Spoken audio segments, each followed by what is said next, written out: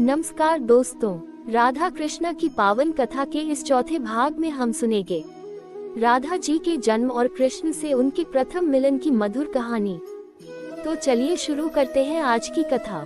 बरसाना नगरी में एक पुण्यात्मा दंपति रहते थे, वृषभानु महाराज और कीर्तिदा रानी। एक दिन वृषभानु महाराज यमुना नदी के किनारे ध्यान कर रहे थे। तभी उन्होंने जल में कमल के समान तेजस्वी कन्या को देखा। उन्होंने उस कन्या को गोद में उठाया और अपने घर ले आए। जब उन्होंने उसे अपनी पत्नी की गोद में रखा, तभी वह कन्या मुस्कुरा उठी। पूरा घर आनंद से भर गया। वह कन्या थी श्री राधा। राधा जी बचपन से ही अत्यंत सुंदर, सरल और भक्तिमयी थी। उनकी मुस्कान में प्रेम झलकता था। बरसाना की गोपियां उन्हें बहुत प्रेम करती थीं। उधर गोकुल में कृष्ण अपनी बाल लीलाओं से सबका मन मोह रहे थे। एक दिन कृष्ण अपने सखाओं के साथ गौ चराई करते हुए बरसाना पहुँचे। वही पहली बार उनकी भेंट राधा जी से हुई।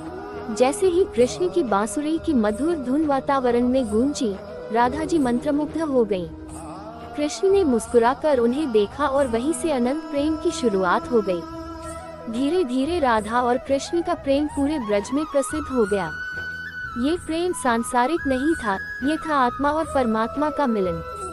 शाम के समय यमुना तट पर राधा कृष्ण रास रचाते। गोपियां उनके संग आनंद में मग्न हो जाती। उनकी बांसुरी की तान सुनकर पशु पक्षी तक ठहर जाते। राधा जी कृष्ण की हर लीला में साथ देती। कृष्ण भी राधा के बिना अधूरे लगते थे। तभी तो कहा गया, कृष्ण बिना राधा अधूरे, राधा बिना कृष्ण अधूरे। उनका प्रेम संसार को ये सिखाता है कि सच्चा प्रेम त्याग, समर्पण और भक्ति से जन्म लेता है। दोस्तों, राधा कृष्ण का प्रेम हमें सिखाता है कि जहाँ प्रेम होता है, वहाँ भगवान स्वयं निवास करते हैं।